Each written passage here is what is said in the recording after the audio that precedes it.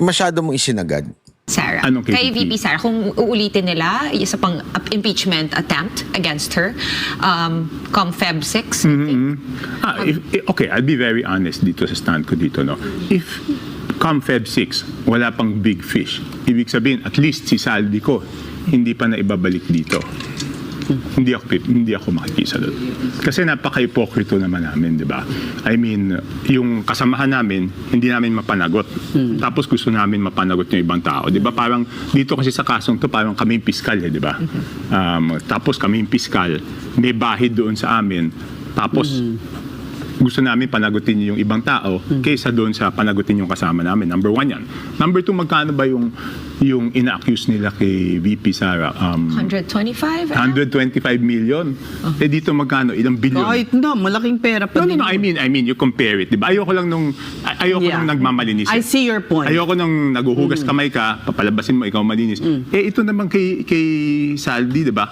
Bakit di nila mapanagot? So the government has to do everything para mapanagot si Saldi, whether or not may impeachment against VP Sara. Hopeful ka pa ba na mapapabalik nila si Kong Zaldi? Walang choice. They don't have a choice. It's not a matter of a choice, it's a matter of duty. They would have to do it no matter what it takes, di ba? Kasi di ba, ang Nakukuha niyo yung punto ni Tiangco dito. Tama siya dito eh. Dito sa part na ito, tama siya eh. Ang dami nating iniintindi na sa kalaban, impeachment. Naalala niyo nun? Kaliwat kanan ng hearing tungkol sa social media, tungkol sa mga Duterte, tungkol sa war on drugs. Pero hindi nila alam, hindi pala natin alam, sila alam nila. Hindi natin alam na ninanakawan na pala tayo ng mismong mga taong supposedly iimbestiga about corruption kuno ni VP Sara Duterte. Kaya nga sinasabi niya dito, before we investigate or prosecute the corruption issue kuno ng kalaban ni Marcos na si VP Sara Duterte, tingnan muna natin yung sarili nating bakuran. Kasi tama yun eh. Halimbawa, ikaw ay maglilinis ng bakuran ng ibang tao o yung bahay ng ibang tao, sasabihan mo yung kapitbahay mo, "Oh, yan dumi-dumi ng bahay nyo, yung garden nyo, yung mga aso nyo, yung tayo, bantot-bantot." Yung bago ka magsalita ng ganyan, siguraduhin mo munang malinis yung bakuran mo. Malinis yung iyong lugar. Kasi isang matinding kahipokrituhan kung pupuna ka ng iba na yung mismong iyong bakuran ay hindi maayos. Tama mali? Yan yung sinasabi ni Tiangco.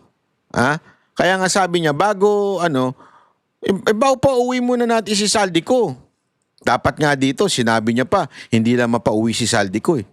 Dapat mapakulong si Saldi ko at mapakulong si Martin Romualdez. Di ba? Yun ang dapat eh. Gago! Kasi alam naman natin ang lahat ng dahilan ng katarantaduhan ng 2025 budget. Because of the small committee na paulit-ulit diyaring binabanggit noon.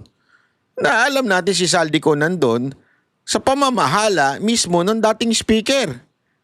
So kung dapat merong makulong muna, usigin muna, ay walang iba ko yung dating speaker at si Saldi ko.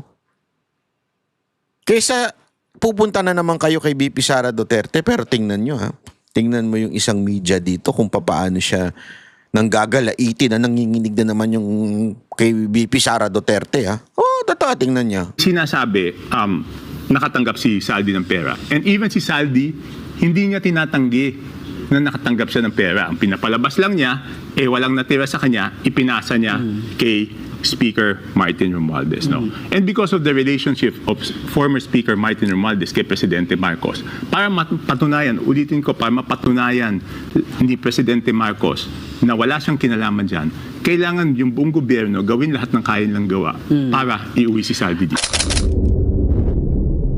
Ayan, di ba? Antindi niyan. Sandali, Napalagpas ko yung kasamahan namin, hindi namin mapanagot. Tapos gusto namin mapanagot yung ibang tao. Di ba parang dito kasi sa kasong to, parang kami yung piskal, di ba? Tapos kami yung piskal, may bahid doon sa amin. Tapos gusto namin panagutin yung ibang tao kaysa doon sa panagutin yung kasama namin. Number 1 yan.